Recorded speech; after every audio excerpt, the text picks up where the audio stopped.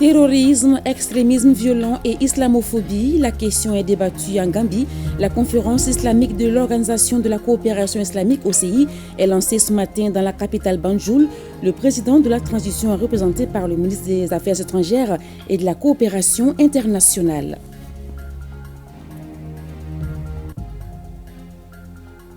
Le Mali à la foire exposition du bétail au Baraba. Cet événement marque la fin de la mission du ministre de l'élevage et de la pêche au Brésil. Yubaba, qui a participé au salon de l'agriculture à Grisho, a repéré 2 variétés de vaches laitières qui peuvent donner chacune 50 à 100 litres de lait par jour. Son ambition, les importer au Mali. La phase nationale du dialogue intermalien pour la paix et la réconciliation nationale s'ouvre lundi 6 mai. L'initiative est saluée par les citoyens pour son caractère inclusif. Dans cette édition, vous entendrez les populations qui qualifient le dialogue intermalien d'un retour à la source. Stratégie de sécurisation de la ville de Tombouctou. La direction des douanes de la 6e région procède à une vaste opération de saisie de véhicules non dédouanés, une initiative saluée par certains usagers. Elle devra également contribuer à l'augmentation des recettes douanières. Bonsoir à toutes, bonsoir à tous. Tout d'abord, rendons-nous en Gambie où s'est ouverte ce matin la 15e session de la conférence islamique de l'Organisation de la coopération islamique OCI. Ce sommet a pour thème renforcer l'unité et la solidarité à travers le dialogue pour le développement durable. Les débats autour de cette thématique pourront contribuer au renforcement de la lutte contre le terrorisme, l'extrémisme violent et l'islamophobie. Le président de la transition est représenté par le ministre des Affaires étrangères et de la coopération internationale. Le récit de nos envoyés spéciaux à Banjul, Tamsir Djabati, Dilimakan Djabati. Le sommet de Banjul est la version islamique pour renforcer l'unité et la solidarité par les dialogues pour le développement durable dans le monde, en particulier au sein de la Oumma islamique. Ces valeurs qui sont propres à l'islam sont la priorité des États membres de l'OCI pour gagner le pari de la stabilité. Ce sommet s'ouvre dans un contexte sécuritaire difficile, bouleversant la stabilité dans le monde. C'est pourquoi un accent particulier a été mis sur la guerre en Palestine et le terrorisme dans le Sahel. À la lumière des conditions endurées par certains États membres, en l'occurrence le Yémen, la Libye, le Soudan, la région du Sahel, le dialogue et la réconciliation sont les seuls moyens à permettre de résoudre les problèmes de ces pays afin qu'ils puissent orienter leurs efforts et leurs capacités vers la stabilité et le développement global. La préservation de l'intégrité territoriale et de la souveraineté de nos États membres est une question fondamentale. Je tiens ici à rendre hommage à tous les États membres qui ont pris des initiatives et déployé des efforts en faveur du règlement pacifique de la situation dans certains de nos pays, en encourageant les parties concernées et de s'asseoir autour de la table de négociation. Face à ces défis sécuritaires, l'Organisation de la coopération islamique tire la sonnette d'alarme et appelle à la solidarité agissante. Adama Barrow, le désormais président de l'OCI pour 3 ans, a salué l'engagement de l'organisation à relever les défis sécuritaires par le dialogue. Nous nous réunissons aujourd'hui ici, sachant que les défis auxquels la Oumma islamique fait face sont nombreux. Il y a le terrorisme, il y a les menaces de conflits armés, les menaces de séparation. Nous devons raffermir nos rangs et s'appuyer sur le dialogue et la médiation pour résoudre les problèmes et asseoir ainsi la paix sur des bases saines. La thématique choisie pour cette 15e session, à savoir renforcer l'unité et la solidarité à travers le dialogue pour le développement durable. Étant donné que l'OCI œuvre au niveau de la Oumma islamique pour renforcer la solidarité et trouver des solutions aux différents conflits, et défis. Ce sommet est une opportunité pour les pays membres pour renforcer les liens de solidarité à travers les canaux de dialogue et le partage des expériences pour opter pour des solutions innovatives. La Banque islamique de développement au service de l'OCI pendant 5 décennies a une fois de plus réaffirmé sa disponibilité à accompagner les actions de l'organisation. La Chine, l'invité d'honneur à la tribune du sommet de l'Organisation de la coopération islamique, a condamné la guerre en Palestine et le terrorisme dans le Sahel et réaffirme son soutien à la Oumma islamique. La 15e session de la conférence islamique au sommet de l'OCI se veut un espace d'échange pour une paix durable au service du développement.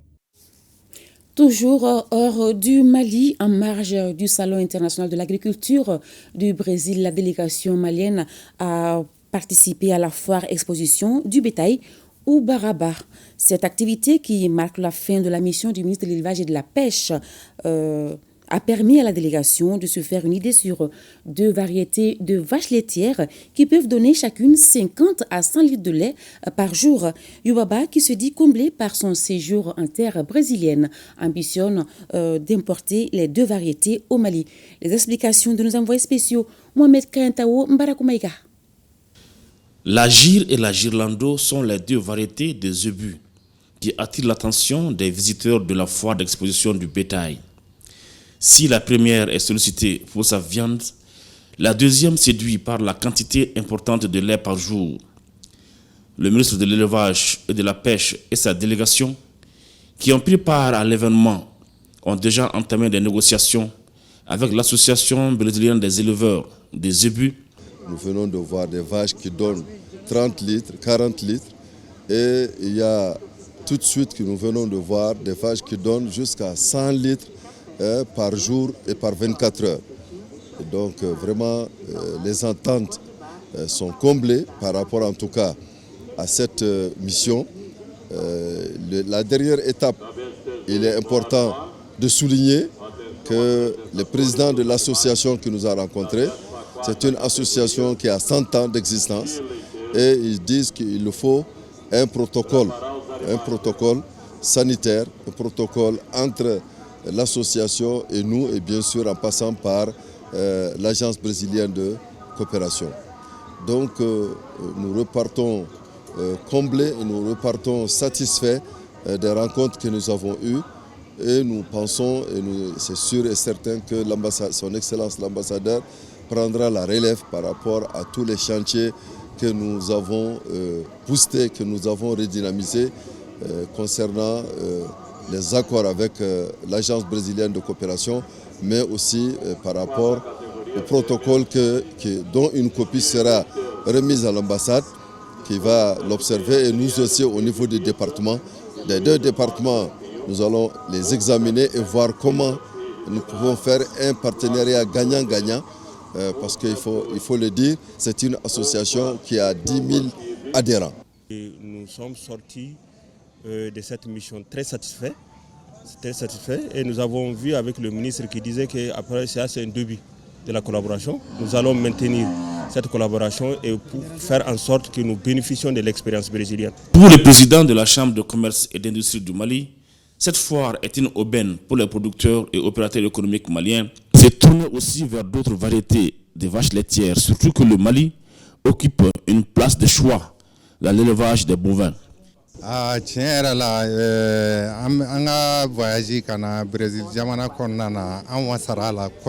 Nous avons participé à cette foire pour voir comment élever la gire et la girlando au Mali. Avec la Chambre de commerce et d'industrie de Uberlandia, nous avons aussi convenu de travailler ensemble pour la promotion de nos différents centres d'intérêt. Quant à l'ambassadeur du Mali au Brésil, il trouve que cette mission a participé au renforcement des liens bilatéraux entre le Mali et le Brésil. Un motif pour booster les relations diplomatiques et de coopération entre le Brésil et le Mali. Vous avez suivi, nous sommes allés à Agrichou, après nous sommes allés à Uberlandia où nous avons vu l'importance qui est donnée à la culture, à l'élevage des poulets et ce qu'ils font en production d'œufs. par jour.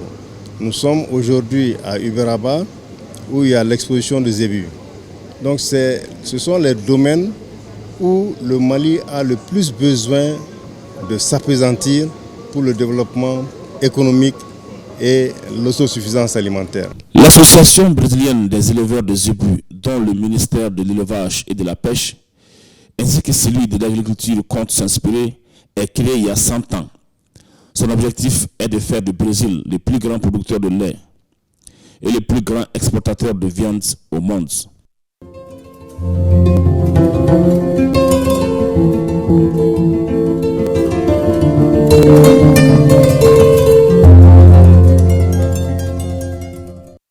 Nous ouvrons cette page dédiée au dialogue intermalien pour la paix et la réconciliation nationale par la fin de l'atelier de concertation des femmes du Mali dans le cadre de cette rencontre.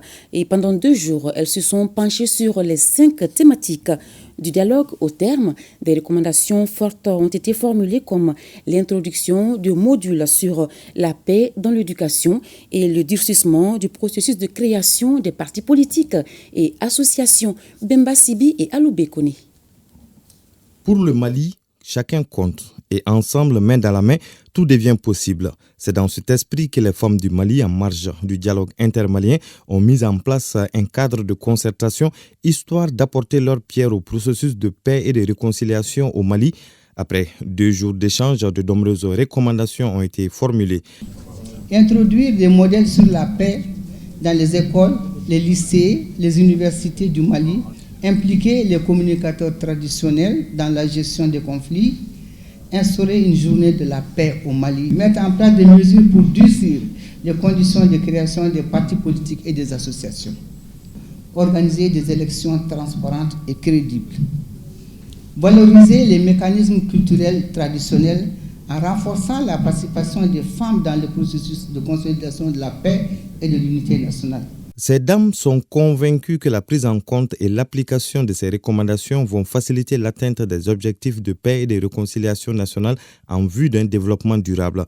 Ces 2 jours d'atelier ont permis non seulement aux participants de comprendre l'esprit et le processus du dialogue intermalien, mais aussi d'interroger profondément, sans tabou, les axes thématiques du dialogue intermalien pour la paix et la réconciliation nationale, relativement au rôle et responsabilités des femmes dans la construction de la paix et du développement du pays. C'est un sentiment de devoir accompli qui anime ces femmes au terme de ces concertations. Les recommandations issues de ces travaux vont être remises au président du comité de pilotage du dialogue intermalien en prélude à la phase nationale qui commence ce lundi 6 mai 2024. L'initiative du dialogue intermalien est saluée par les citoyens, même s'ils ne participent pas directement, ils se reconnaissent dans cette démarche et ils espèrent que les conclusions de ces consultations vont apporter des solutions concrètes aux maux qui minent le Mali depuis déjà plusieurs années. Bemba Sibi, Adama Traoré. On s'achemine vers la phase nationale du dialogue intermalien. Déjà, après les consultations communales et régionales, la plupart des citoyens expriment leur satisfaction, d'autant plus que le dialogue direct et franc engagé entre Maliens est une forme d'expression de la citoyenneté. C'est une question de bonne citoyenneté. Chacun doit dire ce qu'il voit dans ce pays. Actuellement, on doit tous s'unir. S'il y a les mauvaises idées, il y a les bonnes idées. Bon, tout le monde doit s'unir pour avoir une bonne solution pour la bonne marche de ce pays. Le dialogue est une affaire de tous. Donc chaque Malien doit œuvrer pour la réussite de ces consultations qui doivent nous permettre de toucher du doigt les vrais problèmes du Mali et trouver les solutions appropriées. Déjà, s'il y a une grande représentativité, donc je pense que ça peut aller. Du moment où les vrais problèmes sont discutés et que de vraies solutions sont proposées. Sur la question malienne, tout le monde doit s'intéresser. Et quand on parle de dialogue, on parle de communication, on parle de points de vue, et on parle de la position de chacun sur le développement du pays, n'est-ce pas? Donc il est nécessaire pour tous les Maliens de s'exprimer, de donner son point de vue. Une initiative pour trouver des solutions maliennes aux problèmes maliens à travers un échange direct entre Maliens. Un exercice qui demande de la rigueur et un sens élevé de patriotisme de l'avis du vieux Amadou Ouedraogo. Les participants doivent faire preuve de patriotisme en mettant l'intérêt du Mali au-dessus de tout. Après, on doit assurer un suivi régulier des recommandations de ces assises. Aller dans le même sens, à savoir sauver le Mali. Et le cadre mis en place pour cela est apprécié par les citoyens qu'on a rencontrés. Ils fondent beaucoup d'espoir sur l'issue des travaux de la phase nationale prévue du 6 au 10 mai prochain à Bamako.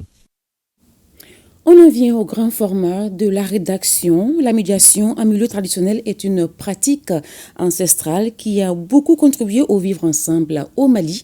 Les conflits et autres incompréhensions entre les différents groupes sociaux étaient résolus dans le vestibule par des leaders communautaires ou les juges musulmans. Et c'est pourquoi certains citoyens de la cité des Askia qualifient le dialogue intermalien d'un retour à la source. C'est dans ce dossier signé Agali Agissa Youssouf Samaki. En initiant le dialogue intermalien pour la paix et la réconciliation nationale, les autorités maliennes se sont inspirées des mécanismes traditionnels de résolution des conflits. Un cadre de concertation qui met l'accent sur nos coutumes et traditions, une richesse héritée des grands empires qui ont marqué l'histoire du Mali. Dans l'empire Songhai, il y avait moins de problèmes. Jusqu'à l'heure où je vous parle, dans ce quartier qui est berceau de Gao, il n'y a pas de problème. Il peut y avoir des petits problèmes pour lesquels des membres de famille se réunissent. Si ça dépasse le niveau, ils vont chez le chef. Si ça dépasse le niveau, ils vont chez le caïd. Le caïd est un juge qui est là, qui sait comment séparer les gens, comment expliquer les problèmes aux gens. Parce qu'il ne peut pas avoir une vie sans problème. Il y en aura toujours. Mais nous devons comprendre que tout doit passer. Le recours au Kadi, le juge musulman, prouve l'attachement du peuple Songhai à l'islam. Des croyances religieuses qui ont beaucoup enrichi la civilisation à Gao, jadis centre de l'empire Songhai. Depuis des siècles, les problèmes d'ailleurs inhérents à la vie en société sont résolus sous les vestibules ou chez l'imam. Le mécanisme que nous avons trouvé en place, c'est quand il y a un problème, les gens se concertent, les gens se réunissent chez le chef, voir comment il faut avoir une solution pour ce problème. Donc on appelle à tous les conseillers, les leaders communautaires, les leaders femmes, les leaders jeunes, pour qu'ensemble, la décision soit une décision qui a été ensemblement discutée pour avoir la meilleure solution pour qu'il n'y aura plus un problème. C'est cette manière-là dont on a trouvé que nos descendants ont géré les affaires. Et c'est comme ça qu'on continue. Chaque problème a sa personnalité qui le gère. Quand il s'agit des problèmes souvent religieux, c'est les marabouts qui les gèrent. S'il s'agit des problèmes d'autre chose, c'est les chefs et ses conseillers, les leaders, les femmes, les jeunes qui le gèrent. Gardiens des traditions et maîtres de la parole, les griots jouent un rôle important dans le cousu du tissu social. En milieu Songhai, généralement, le chef coutumier ou les griots intervient dans la résolution des conflits. Le Songhai devient est rappelé à l'ordre par le chef de la communauté qui envoie son messager, les griots, pour lui rappeler. C'est pourquoi il y avait moins de problèmes. De nos jours, les acteurs de l'administration n'hésitent pas à faire recours aux médiateurs traditionnels, une stratégie qui a le plus souvent porté fruit. Toutes les autorités qui sont là nous rendent visite, nous expliquent les problèmes leurs problèmes qu'ils ont et on les aide de notre façon. Dieu merci, ils sont toujours revenus nous dire qu'ils ont résolu le problème. Donc nous estimons que les gens doivent s'entendre et travailler ensemble. Ça peut amener vers une solution durable. Dans notre carrière d'administrateur, on a eu à gérer pas mal de conflits.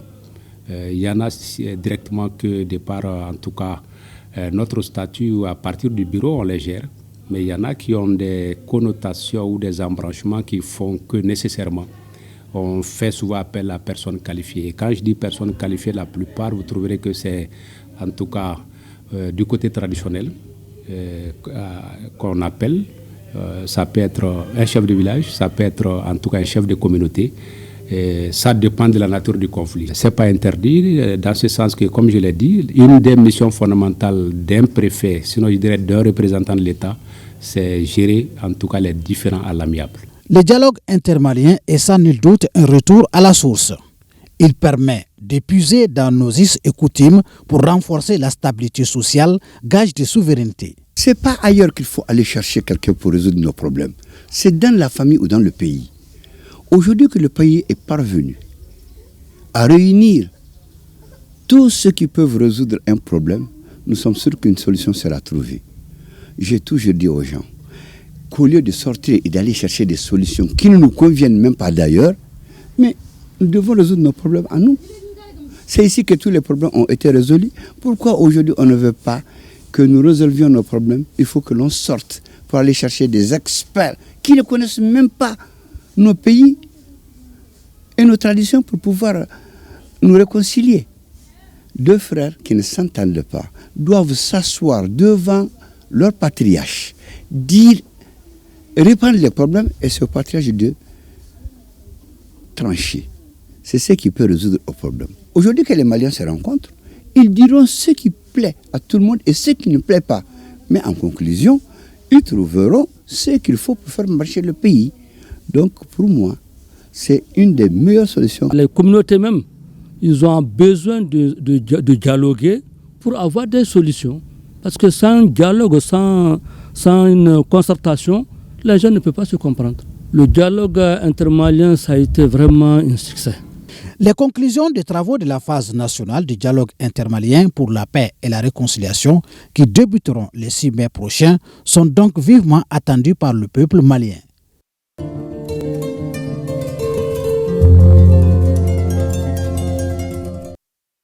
Restons dans le nord pour parler d'un autre sujet.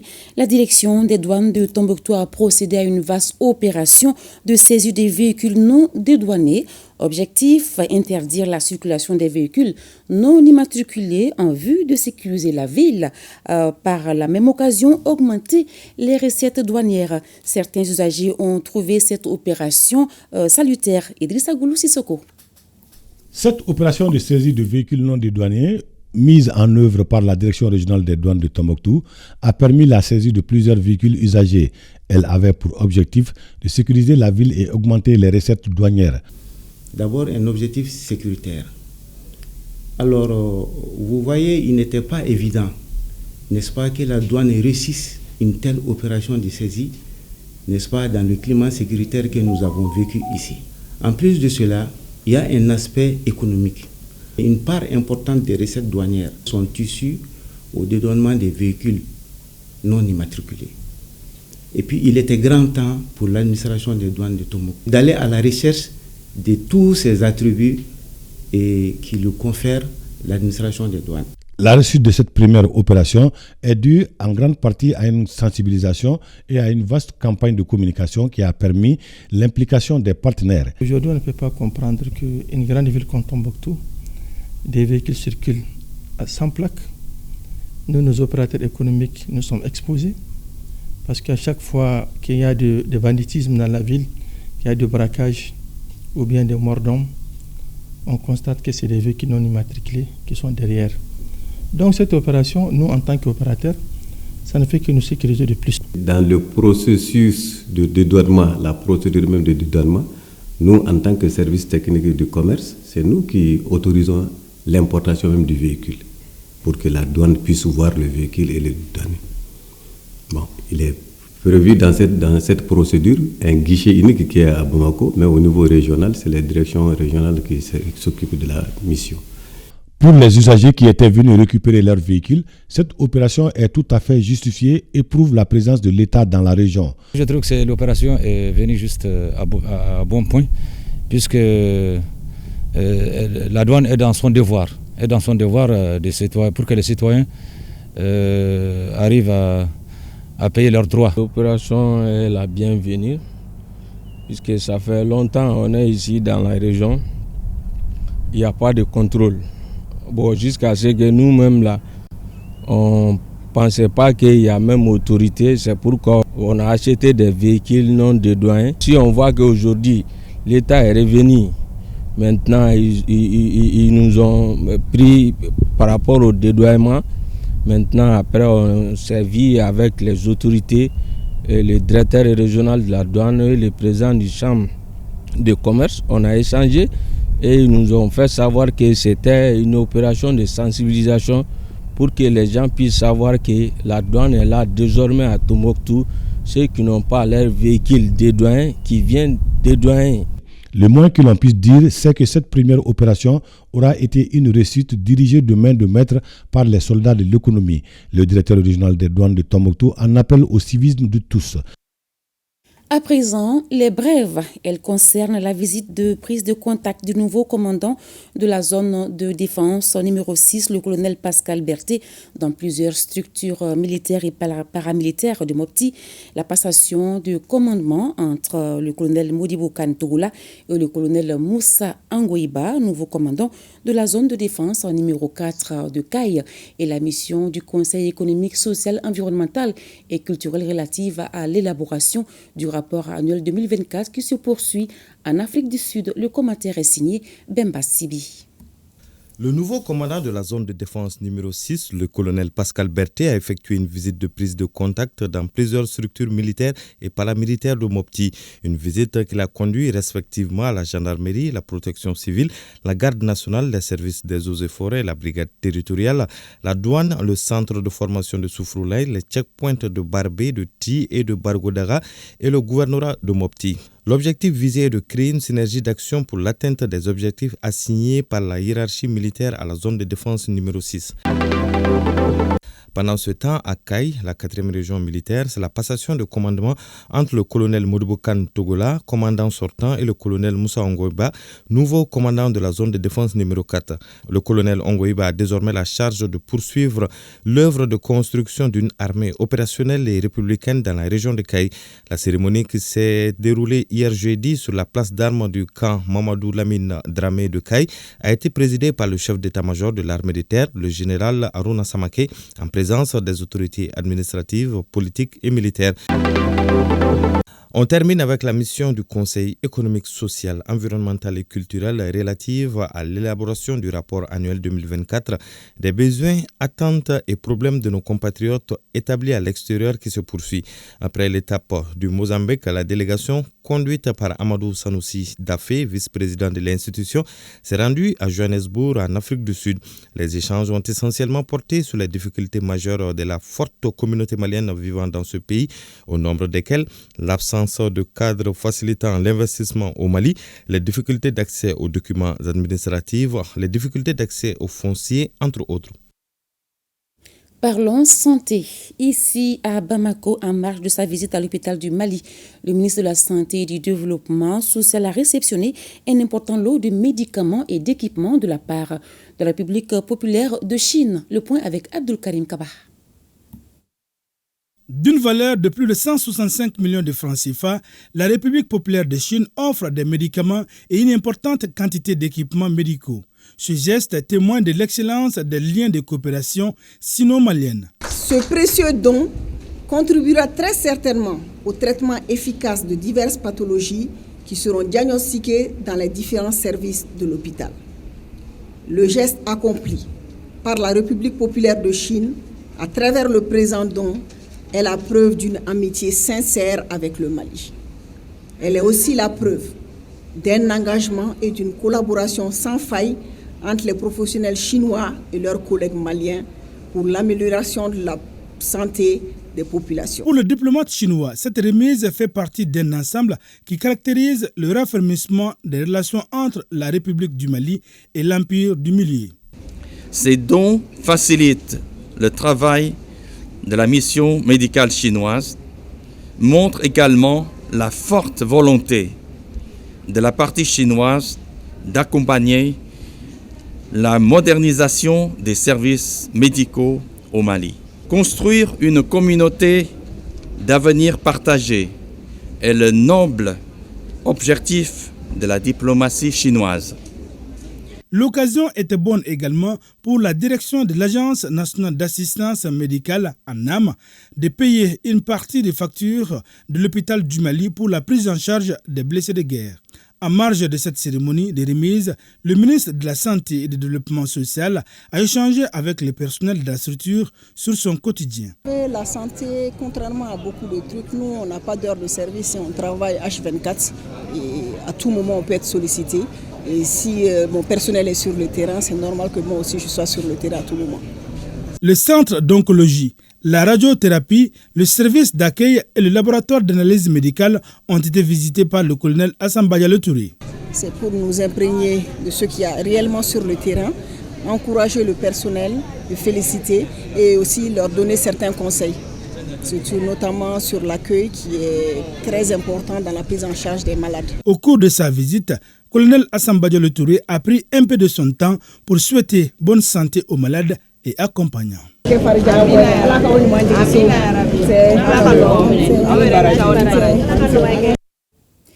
Santé, toujours, Sifiunka Nyetasikan, en français, autonomisation et développement durable des jeunes à travers la santé sexuelle et reproductive. C'est le nom des nouveaux projets de marketing social qui vient de voir le jour. Une initiative portée par PECI Mali en partenariat avec DKT International. La cérémonie de lancement avec Bokari Koulibaly et Julie Traoré. Sifiunka Nyetasikan, c'est le nom d'un projet de marketing social, un projet qui vise à promouvoir les droits de la santé sexuelle et reproductive au sein de la jeunesse malienne à travers le secteur privé. Il est mis en place par Population Service International Mali en tandem avec DKT International. Le projet SICAN présente une opportunité pour le changement et pour renforcer l'engagement. PSI, avec ses partenaires DKT International et Cordaid, propose d'exploiter le pouvoir du secteur privé et l'intelligence et l'énergie des jeunes pour contribuer à un changement transformateur et durable dans le paysage de la santé sexuelle et reproductive au Mali. Financé par les Pays-Bas, le projet SICAN cible les jeunes et les adolescents des zones de Bamako, Kay, Koulikoro, Sikasso, Ségou et Mopti. Il s'articule autour de 4 grands axes. Les 4 axes vont nous permettre d'avoir des résultats.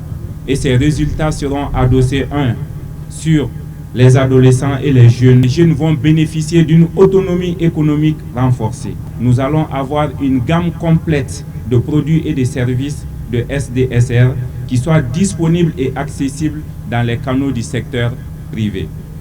Et le 4e résultat non moindre, c'est vraiment le respect des droits des adolescents et des jeunes en matière d'accès au SDSR. Cette initiative vise également l'autonomisation économique de la jeunesse, lutte contre les VBG, la stigmatisation et les inégalités des sexes.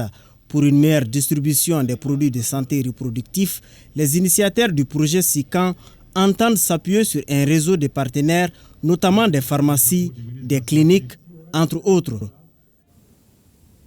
Éducation. La cité universitaire de Kavala dispose désormais d'une bibliothèque universitaire avec près de 900 rayons de livres. Cette bibliothèque est aussi dotée de salles des chercheurs et des doctorants de lecture, d'informatique et autres. Elle vient d'être inaugurée. Fademba Keita. La coupure du ruban du bloc administratif et de celui de la salle des documents concrétise l'existence de la bibliothèque universitaire de Kavala. Dans ce lieu de perfectionnement tant attendu, les documents conservés selon le système de classification DV facilitent les recherches.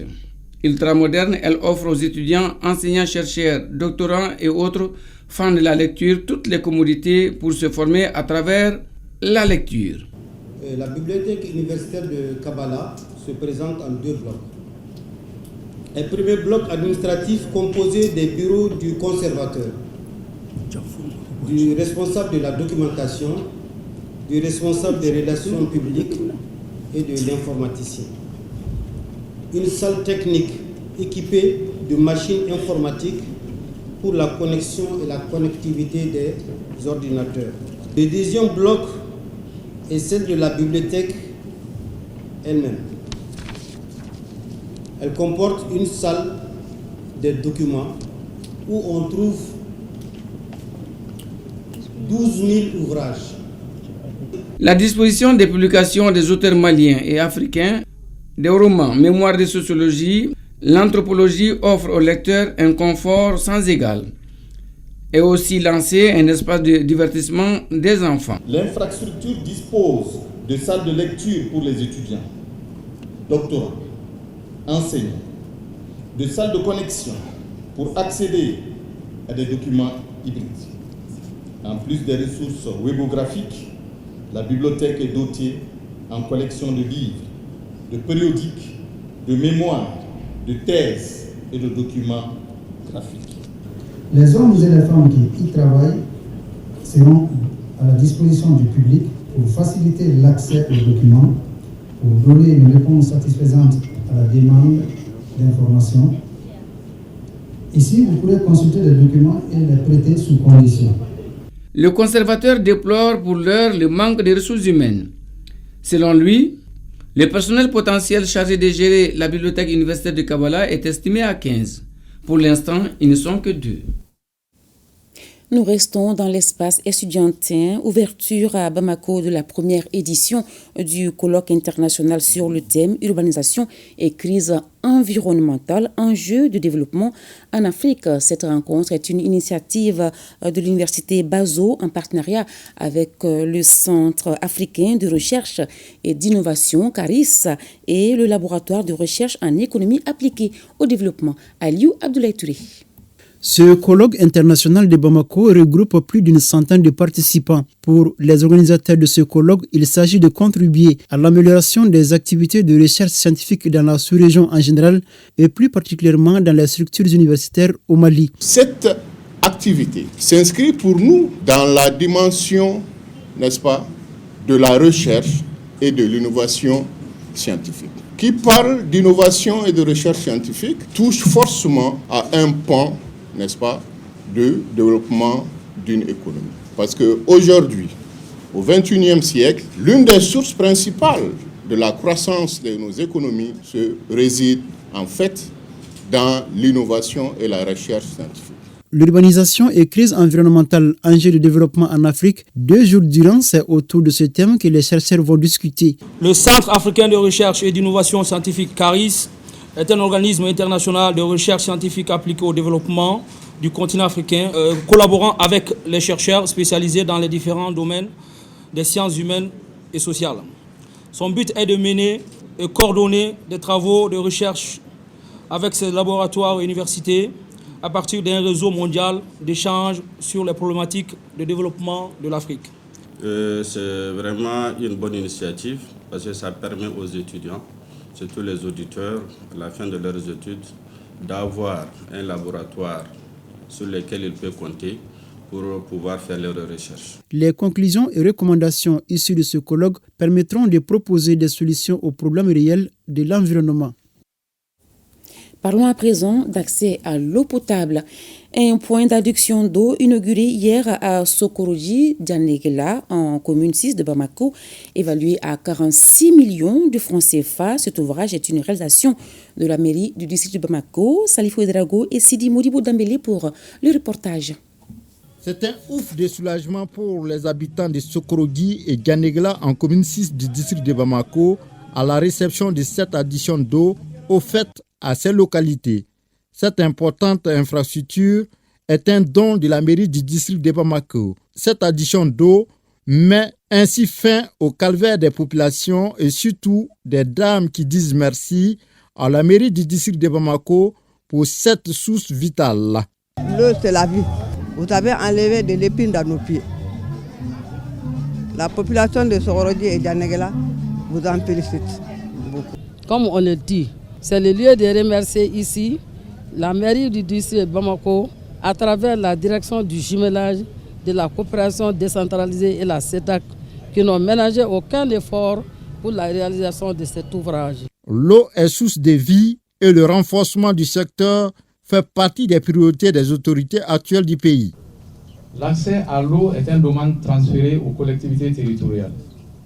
Et c'est dans l'exercice de cette compétence que la mairie du district de Bamako a cofinancé environ 46 millions de francs CFA l'adduction d'eau sommaire de Mayambou, concession rurale. Je suis heureux de constater que les différentes composantes du dit projet ont pu être réalisées, notamment un forage positif équipé de pompes alimentées par des panneaux solaires, un château d'eau métallique de 23 mètres cubes sur une hauteur de 20 mètres linéaires, un réseau de 1400 mètres linéaires en PVC, 5 bornes fontaines publiques. La réalisation de cet ouvrage est un problème de moins pour les populations qui ont laissé éclater leur joie. Lutte contre l'extrémisme violent et la délinquance, le ministre des Affaires religieuses, du culte et des coutumes s'y attelle. Accompagné des membres de son cabinet, il a rencontré ce samedi les centres coraniques de la capitale. C'était au centre islamique où il a véhiculé des messages de paix et de cohésion. L'approche a pour objet de contribuer à la prévention de l'extrémisme violent et de la délinquance juvénile. Le point avec Tiemoko Konaté.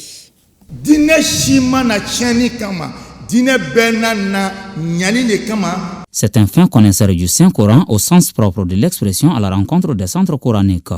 Il s'agit du docteur Mahamadou Kone, ministre des Affaires religieuses du culte.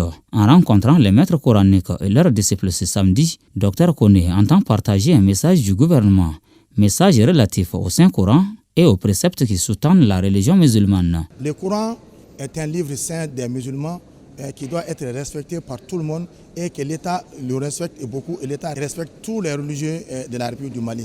Les principaux messages que nous avions véhiculés ce matin est toujours rester derrière l'État pour avoir la quiétude, la sérénité d'esprit. Savoir que l'État est là pour tout le monde et l'État n'acceptera jamais à ce qu'on blasphème une religion contre une autre religion.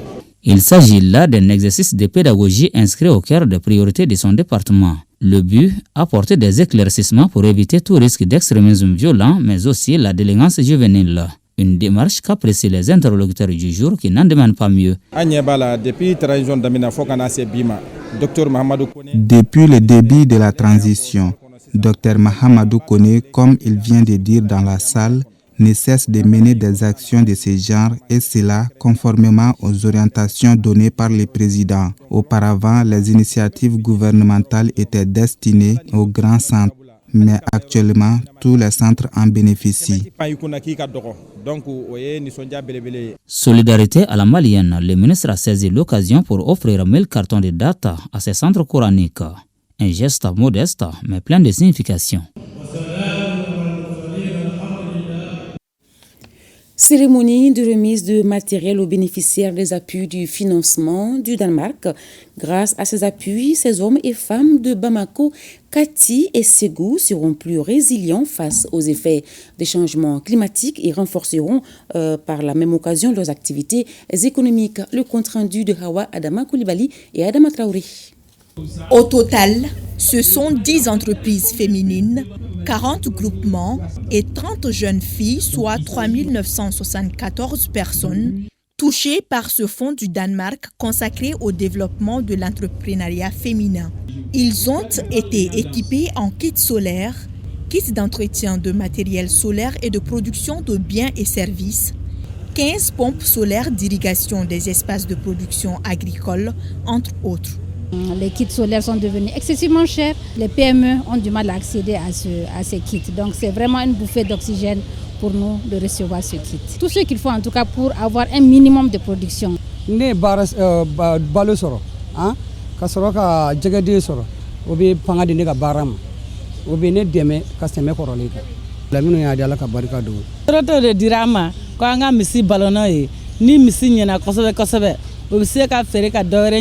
Ces kits de soutien offerts s'inscrivent dans le cadre du mandat d'appui à l'autonomisation économique des femmes, l'un des 4 piliers du programme Pays 2024 de l'ONU Femmes Mali, qui n'est qu'à sa phase pilote.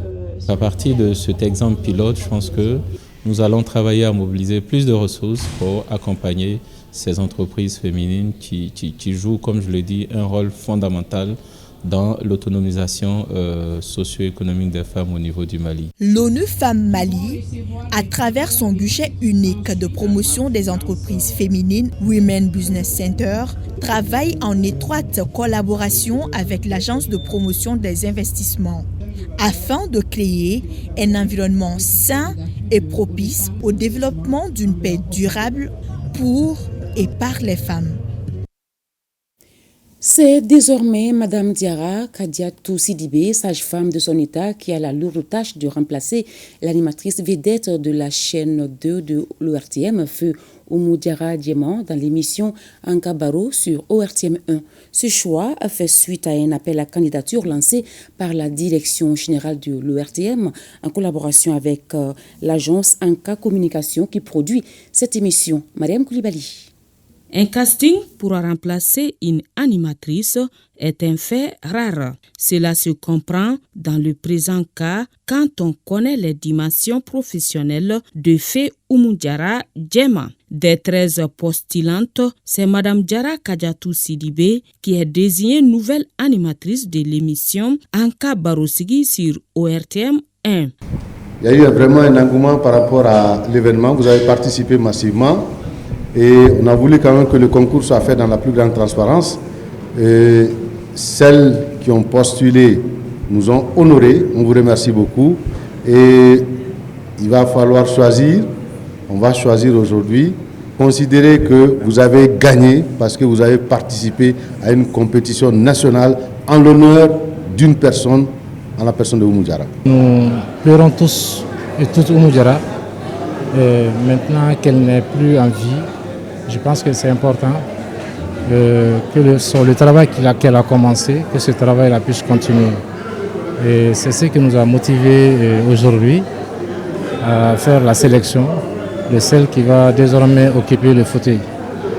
Une à une, les candidates sont passées chacune devant le jury, composé de plusieurs corps avec un thème du jour, comme le faisait la défunte à chaque émission. Toute chose qui a permis d'abord de faire une présélection, ensuite le choix définitif selon des critères bien définis. La situation matrimoniale.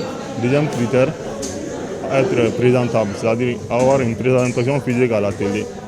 Troisième critère, avoir un bon niveau d'études. Quatrième critère, c'est avoir une bonne connaissance de nos valeurs culturelles et traditionnelles. Je remercie l'ORTM et toutes celles aussi qui ont participé à ce concours. Ça montre l'intérêt que chacune porte à cette émission et à la place que cette grande dame avait occupée, Maman Oumou Diarra. La cérémonie est marquée par l'observation de la minute de silence en hommage à Feu Oumou Diarra Diéman et la remise des cadeaux à l'ensemble des postulantes par la direction de l'ORTM. À l'occasion du 3 mai, Journée internationale de la liberté de la presse que nous avons célébrée hier, la station régionale de ORTM Koulikoro fait un gros plan sur Amadou Maïga, journaliste, premier correspondant de la MAP et de l'ORTM. Il est enseignant de formation, exerçant la profession depuis 1983. Amadou Maïga est aujourd'hui une personne ressource bien écouté et sur qui beaucoup de jeunes reporters prennent exemple. Djemba Moussa Konaté et Salif Maïga nous le présentent. C'est de lui dont il s'agit, Amadou Maïga, monsieur pour certains, car professeur d'anglais à la retraite ou presse, surnom qui lui a été attribué par ses confrères dans le domaine de la presse à Koulikoro. Né il y a 76 ans à Bamba, dans la région de Gao, Amadou Maïga fait ses études primaires à Koulikoro et Bamba entre 1958 et 1962. Après son DEF en 1966, il entre à l'école normale secondaire de Bamako où il termine en 1970. Après sa sortie, il est tout d'abord muté à Farako dans la région de Ségou en 1970, puis à Yangasso et Kemasina. C'est à Massina qu'il s'intéresse aux activités socio-culturelles, ce qui lui ouvre la voie de correspondant local où il a bénéficié d'une formation d'1 mois de l'Union nationale des journalistes du Mali, UNAJOM, en collaboration avec l'Agence nationale d'information ANIM. À partir de là, s'ouvre devant lui une riche carrière de correspondant régional de presse. C'est à partir de 1976 que j'ai commencé à embrasser le métier. Je ne suis pas resté là parce que quand je suis venu à Koulikoro, j'ai été aussi nommé chef du bureau de l'agence malienne de presse. Et c'est de là maintenant qu'on m'a envoyé à Cotonou pour faire des études sur la santé et l'environnement. Donc c'est à partir de ces études-là que j'ai changé de corps. J'ai été assistant de presse et de réalisation. À son retour du Bénin, il a été mis à la disposition du ministère de l'Information de cette date jusqu'à 2007, date de son départ à la retraite. Il était chef bureau régional de la MAP de Koulikoro. Cette création des bureaux régionaux se situait dans le cadre de la création de la PANA.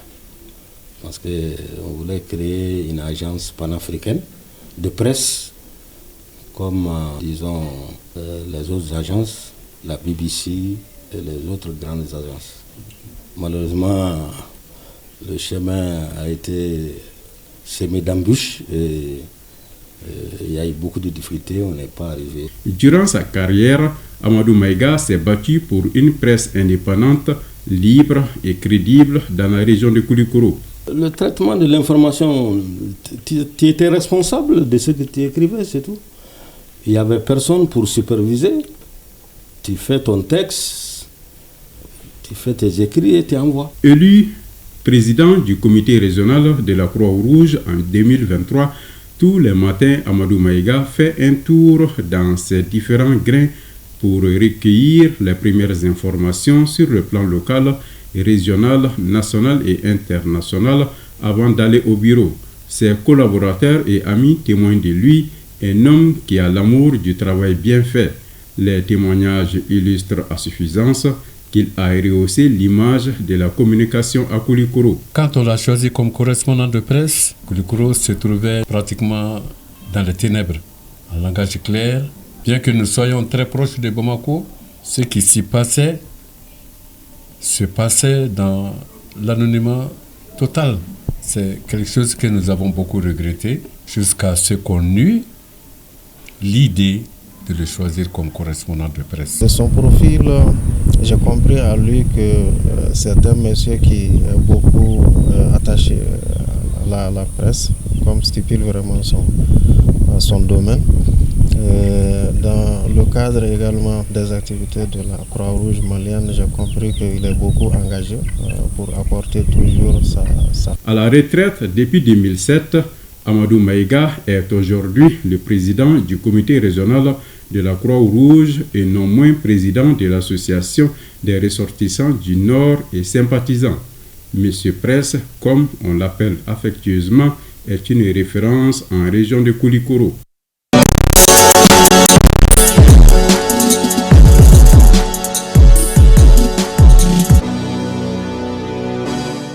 Voilà, nous recevons notre journaliste sportif Abdul Karim Kaba. Bonsoir Kaba. Bonsoir Salimatanda, bonsoir à tout le monde.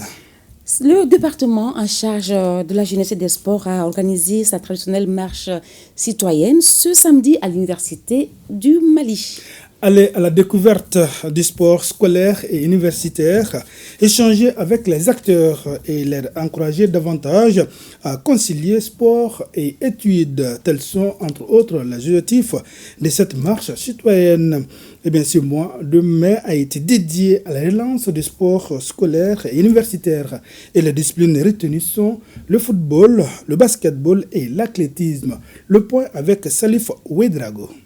Le ministre en charge des sports a tenu à relever le défi de son rendez-vous mensuel. Cette fois-ci, avec les étudiants et le personnel de l'université de Kabbalah à travers la traditionnelle journée citoyenne. Montée des couleurs, suivi de l'intonation de l'hymne national et c'est parti pour 16 minutes chrono. Marche en longue enjambée pour brûler un peu de calories et se maintenir en parfaite santé. Le centre de Kabbalah, ici, qui est doté d'instruments très performants pour le sport.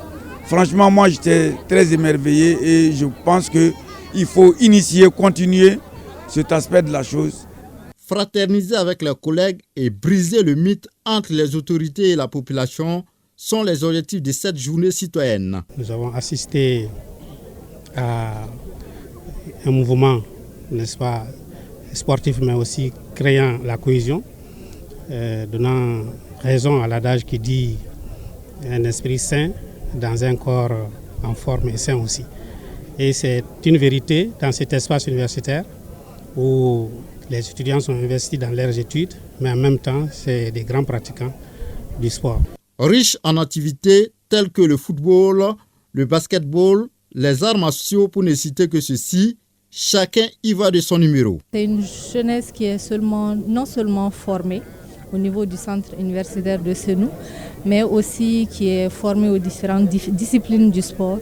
Et donc moi, ça me donne du courage encore et pour travailler à la recherche d'opportunités d'emploi pour ces jeunes-là qui vont se retrouver plus tard sur le marché. Je crois qu'avec le ministre, nous avons encore d'autres programmes que nous allons vous offrir très très bientôt, où on va, je pense, ranimer davantage le sport universitaire. Et nous n'allons pas donner de détails tout de suite, mais très bientôt, je pense que nous allons rentrer dans le vif du sujet pour mettre beaucoup plus en activité les jeunes universitaires. Comme il est de coutume, les hôtes du jour se sont donnés à cœur joie à des exhibitions de certaines disciplines phares. La journée citoyenne a pris fin par une visite guidée des infrastructures sportives de l'université avec en ligne de mire booster le sport scolaire et universitaire dans les jours à venir.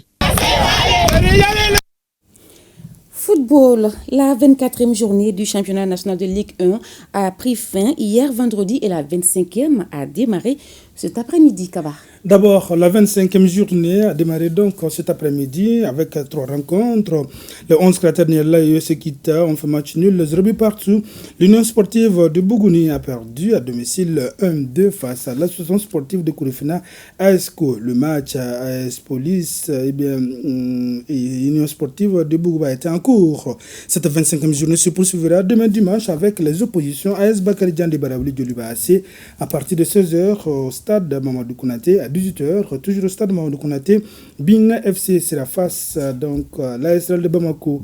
Et à 16h, cette fois-ci sur le terrain de l'ASRL de Bamako, l'AS Black Star de Badalabou sera opposé à l'USFAS. Cette journée prendra fin lundi avec les matchs AFE Stade Malien de Bamako et ATS de Koro COB. Déjà hier, au compte de la 24e journée, le Stade Malien de Bamako a gagné largement 5-0 devant les COB et ATS de Koro l'emporte 3-2 face à Afrique Football Elite AFE.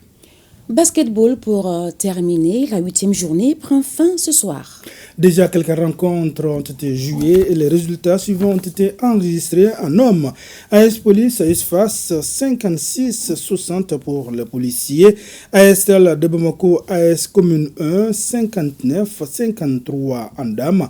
L'AS Police perd devant l'ISFAS, 65-72.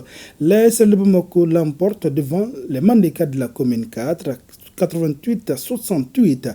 Calaban Sport Club a chuté devant le Stade Malien de Bamako, 66-94. Et à Koulikoro tout à l'heure, le centre Bintou Dambélé l'emporte donc devant le Djeliba Athletic Club, 63-49. Merci Abdul Karim Kaba. Merci Ben Salim Atandao. Voilà, le RTM vous remercie de votre fidélité. Merci à vous qui nous suivez depuis l'Espagne, la Guinée équatoriale ou encore la Chine. Merci à tous. Bonsoir.